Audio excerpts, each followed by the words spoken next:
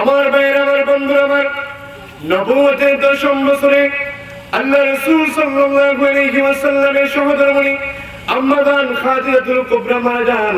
খাদিজাতুল কুবরা মারা যাওয়ার পরে আল্লাহ রাসূল সাল্লাল্লাহু আলাইহি ওয়াসাল্লামের চাচা আবু তালেব কিছুদিনের ভিতরে মারা যান। প্রিয়জনদেরকে হারিয়ে আল্লাহ রাসূল সাল্লাল্লাহু আলাইহি ওয়াসাল্লাম একাকিত্ব অনুভব করেন, একাকিত্ব হয়ে যান। আল্লাহ রাসূল সাল্লাল্লাহু আলাইহি ওয়াসাল্লাম কালিমার দাওয়াতের মধ্যে তিনি নিরাশ হয়ে যান। আল্লাহ রাসূলের উপর কাফির কুফফারদের থেকে অত্যাচার নির্যাতন বেড়ে যায়। আল্লাহ রাসূল সাল্লাল্লাহু আলাইহি ওয়াসাল্লাম এতটা অসহায় হয়ে যান যে নবী করিম সাল্লাল্লাহু আলাইহি ওয়াসাল্লামকে ওই সময়ে সঙ্গ দেওয়ার মতো কোনো ব্যক্তি নাই। ওই সময়টাকে আল্লাহ রাসূল সাল্লাল্লাহু আলাইহি ওয়াসাল্লাম আমুল হুজুন বা দুঃখর বছর বলে নামকরণ করেছেন। বলেন সুবহানাল্লাহ। এত কষ্টের সম্মুখীন হন আল্লাহ রাসূল সাল্লাল্লাহু আলাইহি ওয়াসাল্লাম। এই নবুয়তের 10ম বছরে আল্লাহ রাসূল সাল্লাল্লাহু আলাইহি ওয়াসাল্লাম ওই বছরে সবথেকে কষ্টের সম্মুখীন হন। এরপরে যখন আল্লাহ রাসূলের বিবি আম্মা জান খাদিজাতুল কুবরা মারা যান, চাচা আবু তালেব মারা যান, এরপরে আল্লাহ রাসূল সাল্লাল্লাহু আলাইহি ওয়াসাল্লামের দুধমাতা হালিমাতুস সাদিয়ার বাড়ি হচ্ছে তায়েফ। মক্কা থেকে তায়েফ হচ্ছে 200 কিলোমিটার দূরে। সেখানে হলো আল্লাহর নবীর দুধমাতা হালিমাতুস সাদিয়ার বাড়ি। আমার ভাইয়ের, আমার বন্ধুরা, আমার আল্লাহ রাসূল সাল্লাল্লাহু আলাইহি ওয়াসাল্লামের দুধমাতা হালিমাতুস সাদিয়ার বাড়ি হলো তায়েফের জমিনের মধ্যে।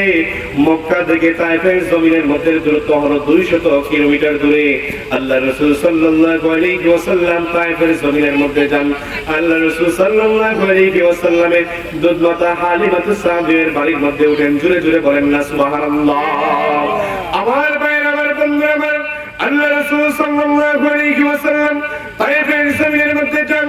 তায়েফের জমিনের মধ্যে সর্বপ্রথম ইসলামের দাওয়াত শুরু করেন। আল্লাহ রাসূল সাল্লাল্লাহু আলাইহি ওয়াসাল্লাম তায়েফের জমিনে যান। আবদে ইলালের 3 পুত্র ছিলেন। এই 3 পুত্রের মাধ্যমে ইসলামের দাওয়াত দেওয়া শুরু করেন, কালিমার দাওয়াত দেওয়া শুরু করেন। জোরে জোরে বলেন না সুবহানাল্লাহ। আবদে ইলালের 3 পুত্র ছিলেন। এই 3 পুত্রের রাজত্বে তায়েফবাসীরা চলাফেরা করত। এই 3 পুত্রের রাজত্বে তায়েফবাসীরা চলাফেরা করত। আল্লাহ রাসূল সাল্লাল্লাহু আলাইহি ওয়াসাল্লাম এই 3 পুত্রের মধ্যে প্রথম পুত্রের কাছে কালিমার দাওয়াত দিয়ে যান। আল্লাহ রাসূল সাল্লাল্লাহু আলাইহি ওয়াসাল্লাম যখন প্রথম পুত্রের কাছে কালিমার দাওয়াত দিয়ে যান, ওই তায়েফের জমিনের আবদে ইলালের প্রথম পুত্র ডাক দিয়ে বলেন, আল্লাহ পাক রব্বুল আলামিন যদি আপনাকে সত্যিকারে নবী বানিয়ে পাঠিয়ে থাকেন, তাহলে ওই পবিত্র কাবা শরীফ ভেঙে পড়তে আর বেশি দিন বাকি লাগবে না। জোরে জোরে বলেন না নাউযুবিল্লাহ।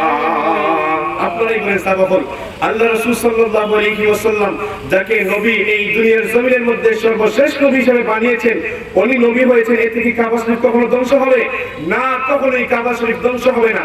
আল্লাহ রাসূল সাল্লাল্লাহু আলাইহি ওয়াসাল্লামকে ওই আবদে ইলালের প্রথম পুত্র ডাক দিয়ে বলেন, আপনাকে যদি রব্বুল আলামিন নবী বানিয়ে পাঠিয়ে থাকেন, তাহলে ওই কাবা শরীফ ভেঙে পড়তে আর বেশি দিন বাকি লাগবে না। এই বলে তায়েফের জমিনে আবদে ইলালের প্রথম পুত্র রাসূল পাক সাল্লাল্লাহু আলাইহি ওয়াসাল্লামকে তাড়িয়ে দেয়। এরপরে নবী করিম সাল্লাল্লাহু আলাইহি ওয়াসাল্লাম দ্বিতীয় পুত্রের কাছে কালিমার দাওয়াত দেন। দ্বিতীয় পুত্রের কাছে কালিমার দাওয়াত দিয়ে যান। দ্বিতীয় পুত্র ডাক দিয়ে বলে, আল্লাহ পাক রব্বুল আলামিন কি এই দুনিয়ার জমিনের মধ্যে কি আর কোনো মানুষ পেলেন না? আপনার মতো সাধারণ একজন মানুষকে নবী বানিয়ে পাঠালেন। আমি তো আপনাকে কখনো নবী বলে স্বীকৃতি দিতে পারবো না। আপনার মতো অশিক্ষিত ব্যক্তিকে কখনো আমি নবী বলে স্বীকৃতি দিতে পারবো না। রব্বুল আলামিন এই দুনিয়ার জমিনের মধ্যে কি আর কোনো মানুষ পেলেন না? আপনার মতো সাধারণ একজন মানুষকে নবী বলে পাঠিয়ে দিলেন। জোরে জোরে বলেন না নাউযুবিল্লাহ। এইবারে দ্বিতীয় নম্বর সন্তান রাসূল পাক সাল্লাল্লাহু আলাইহি ওয়াসাল্লামকে তাড়িয়ে দেন। এরপরে নবী করিম সাল্লাল্লাহু আলাইহি ওয়াসাল্লাম কষ্ট ভরা বুক নিয়ে 3 নম্বর সন্তানের কাছে কালিমার দাওয়াত দিয়ে যান। 3 নম্বর সন্তান ডাক দিয়ে বলে, আমি আপনার সাথে কথা বলবো না, আমি আপনার সাথে কথা বলবো না। যদি আল্লাহ পাক রব্বুল আলামিন যদি আপনাকে সত্যিকারের অর্থে যদি আপনাকে নবী বানিয়ে পাঠিয়ে দেন, তাহলে আপনার সাথে কথা বলা আমার জন্য বেয়াদবি হয়ে যাবে। আর যদি রব্বুল আলামিন যদি আপনাকে নবী বানিয়ে না পাঠিয়ে থাকেন, তাহলে মৃত্যুকের সাথে আমার কথা বলার কোনো কাজ নেই। মৃত্যুকের সাথে কথা বলা হচ্ছে আমার জন্য রুচিবদ্ধ কাজ। আমি মৃত্যুকের সাথে কখনো কথা বলি না। নাউযুবিল্লাহ। আমার ভাই, আমার বন্ধুরা, আমার এক ভাই করে তিন ভাই আল্লাহ রাসূল সাল্লাল্লাহু আলাইহি ওয়াসাল্লামকে তাদের দরজা থেকে তাড়িয়ে দিলেন। আল্লাহ রাসূল সাল্লাল্লাহু আলাইহি ওয়াসাল্লাম সেখান থেকে কষ্ট ভরা বুক নিয়ে তিনি রাস্তা দিয়ে হেঁটতেছিলেন। এমন সময় তায়েফের জমিনের এই তিন ভাই মিলে আবু দিলারের তিন সন্তান মিলে তায়েফের জমিনের মধ্যে যত দুষ্ট পোলাপান ছিল সবাইকে রাসূল পাক সাল্লাল্লাহু আলাইহি ওয়াসাল্লামের পিছনে ঠেলে দিয়ে ওই তায়েফের জমিনের মধ্যে দুষ্ট ছেলেপেলেরা এমন ভাবে আপনার আমার নবী রাসূল পাক সাল্লাল্লাহু আলাইহি ওয়াসাল্লামের উপর পাথর নিক্ষেপ করতে থাকে, যেই পাথরের আঘাতে আল্লাহ রাসূল সাল্লাল্লাহু আলাইহি ওয়াসাল্লামের সমস্ত শরীর মুবারক ক্ষতবিক্ষত হয়ে যায়। আল্লাহ রাসূল সাল্লাল্লাহু আলাইহি ওয়াসাল্লামকে এমন ভাবে পাথর নিক্ষেপ করতে থাকে, পাথর নিক্ষেপের আঘাতে রাসূল পাক সাল্লাল্লাহু আলাইহি ওয়াসাল্লামের সমস্ত শরীর মুবারক ক্ষতবিক্ষত হয়ে যায়। আল্লাহু আকবার। এত আঘাত করেছে রাসূল পাক সাল্লাল্লাহু আলাইহি ওয়াসাল্লামের উপর।